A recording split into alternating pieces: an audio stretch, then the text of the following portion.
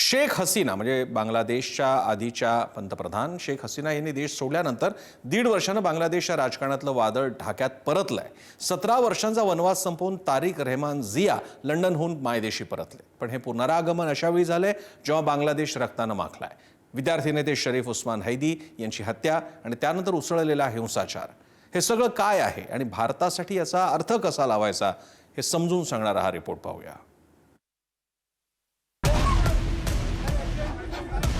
25 डिसेंबर 2025 हा दिवस शेजारच्या बांगलादेशसाठी महत्त्वाचा ठरला, कारण जियाउर रहमान आणि खलिदा जिया यांचा पुत्र तारिक रहमान तब्बल 17 वर्षांनंतर पुन्हा बांगलादेशात परतलाय।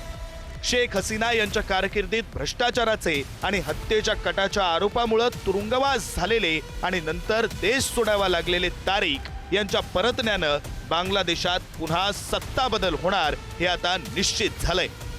12 फेब्रुवारीला बांगलादेशात निवडणुका आहेत आणि या निवडणुकीत माजी पंतप्रधान शेख हसीनांच्या अवामी लीगवर बंदी आहे। त्यामुळे या निवडणुकीनंतर बांगलादेशात नवा अध्याय सुरू होईल असं मानलं जातंय। सध्याचं अंतरिम सरकार सांभाळणाऱ्या मोहम्मद युनूस यांच्या कारकिर्दीत उफाळलेला हिंसाचार, अल्पसंख्याक हिंदूंवरील अत्याचार आणि विद्यार्थी नेता शरीफ उस्मान हैदी याची हत्या यामुळे बांगलादेशातील हे सत्तांतर भारतासाठी महत्त्वाचं असणार आहे। तारिक रहमान यांचं पुनरागमन ही भारतासाठी चिंतेची बाब ठरू शकते।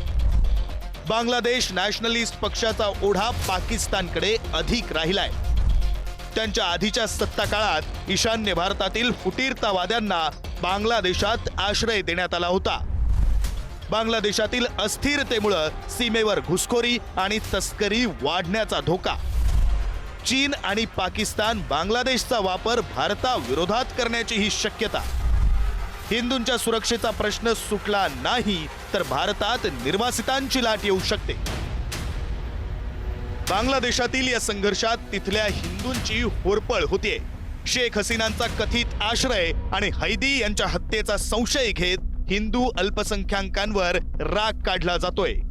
मैमनसिंग मध्ये झालेली टिपू चंद्र दास या हिंदू तरुणाची हत्या हे याच द्वेषाचं जिवंत उदाहरण आहे।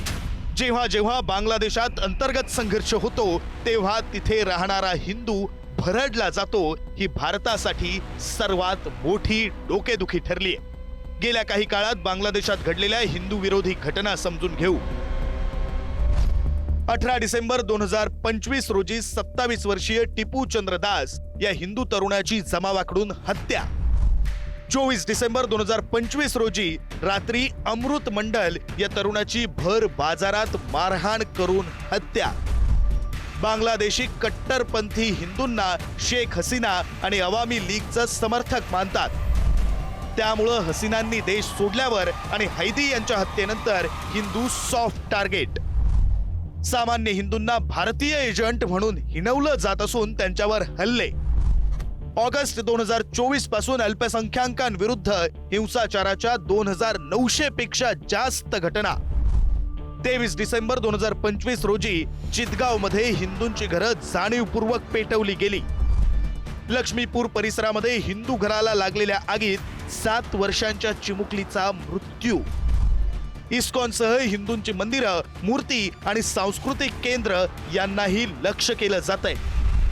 अनेक खेड्यांमध्ये हिंदूंना देश सोडून जा अन्यथा मारले जाल अशा आशयाची पत्र।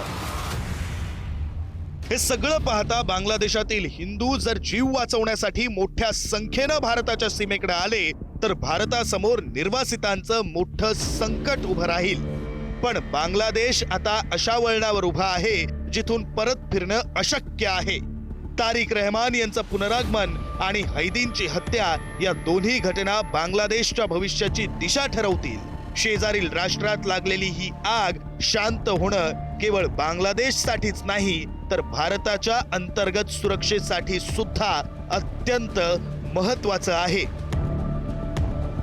ब्युरो रिपोर्ट, पुढारी न्यूज।